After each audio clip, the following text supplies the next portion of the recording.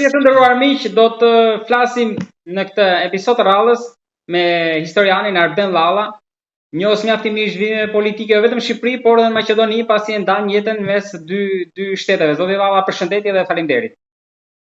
Përshëndetje.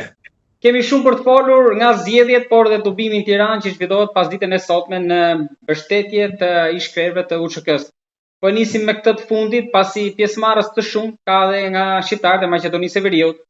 Kreu i BDI-s ka ardhur në Tiranë që mbrëmjen e dieshme, në mos gaboj do të jetë një nga folësit bashkë me Alfred Mojsiun, pra presidentin. Por ju si e shikoni këtë protestë? Pra është një moment bashkimi, siç edhe pas fitores me Serbinë ku gjithë shqiptarët u bën bashkë, na bashkoi ai gol, edhe këtu po na bashkon UÇK-ja. Por do ketë rezultat? Unë mendoj që është mirë që organizohen tubime apo protesta apo manifestime të tilla që si në Shqipëri, si në Prishtinë, qoftë edhe në Shkup apo në Tetov për shembull, që shqiptarët të tregojnë se janë unik, janë të bashkuar për çështjet kombëtare, për kur bëhet fjalë për ish udhëtarët e UÇK-s apo ish drejtuesit e UÇK-s qoftë në Kosovë dhe në Maqedoni. Dhe është një tubim apo manifestim shumë pozitiv, pas asaj që u grupuan në Hag para gjykatës speciale që ndodhet në Hag. Ajo më vjen mirë që kanë ardhur shumë nga Maqedonia në Tiranë, ish udhëtarët e UÇK-s, familjet dëshmorëve përkrahas të luftës, po dhe nga Kosova. Dhe është shumë mirë që organizohet në Tiranë përveç arsyes sepse në ushtrim në UÇK shkrimtarët e Kosovës, po dhe të Maqedonisë kanë qenë rreth mbi 350 djem dhe vajza nga Shqipëria që kanë luftuar, disa janë dhe dëshmorë. Kjo tregon që lufta e Kosovës jo vetëm që ishte e drejtë, po ishte e bashkuar, pra i përkitet gjithë shqiptarëve kudo, jo vetëm shqiptarëve të Kosovës. Ku prisni që kjo protesta të depërtojë më shumë mesazhin e saj tek institucionet ndërkombëtare të drejtësisë apo të politikës?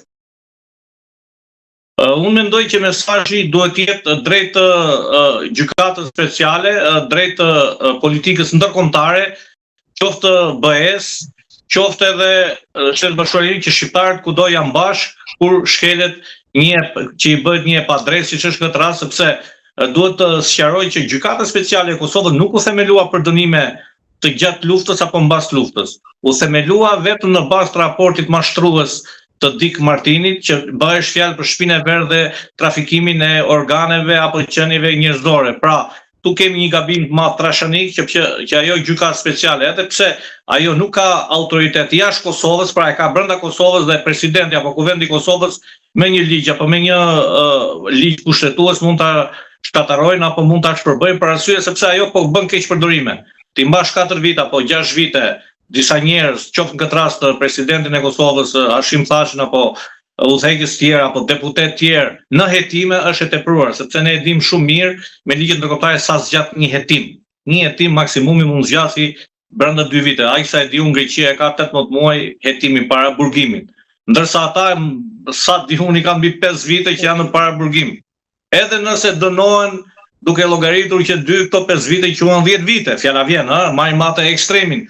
Por nëse janë pafajshëm këto 5 vite jete, këto 5 vite strese, këto 5 vite larg të dashurve, këto 5 vite larg gëzimeve dhe idhërimeve familjare që kanë pasur, kush do t'i paguaj? Nuk ka çmim që e paguan një paraburgim të padrejtë 5 vite ndaj çdo individi, ndaj çdo qytetarit të botës, jo vetëm ku bëhet fjalë për drejtuesit e UÇK-s. Prandaj them është një gabim trashanik dhe ka pas mundësi, ashtu si kuvendi i Kosovës e votoi themelimin e asaj gjykate, ka të drejtën ta shpërbëjë duke shikuar që është e padrejtë kur dëshmit varen në gojore që i themi neve, më tha kështu, tha shumë rafi këtu, më rafi këtu, pas një dëshmi juridike, pas një dëshmi bazë, pas një dëshmi të gjallë kur themi. Prandaj më duket absurde kjo. Zoti Llalla, kjo protestë po tregon edhe një herë që qytetarët, pavarësisht kufive, janë të bashkuar. Shqiptarët. Po politika, Tirana, Prishtina, raportet me shqiptarët e Maqedoninë e Veriut dhe pjesa tjetër si janë?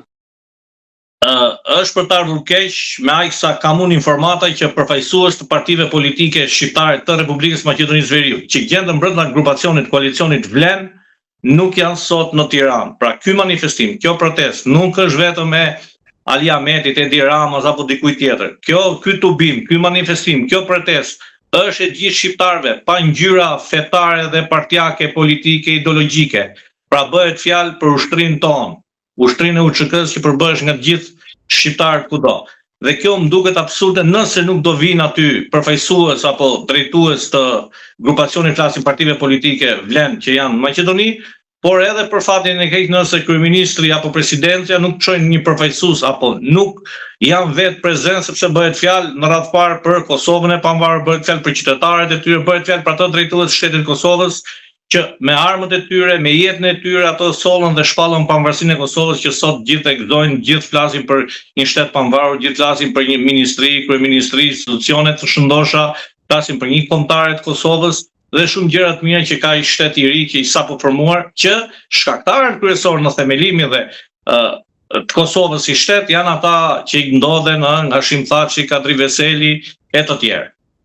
Kreu i BDI-s ka deklaruar që ky takim Tiranë sonte, ky do jetë de facto dhe takimi përmbyllës pra i fushatës si po bëhen që të dielën Maqedonia Veriut shkon në zgjedhje.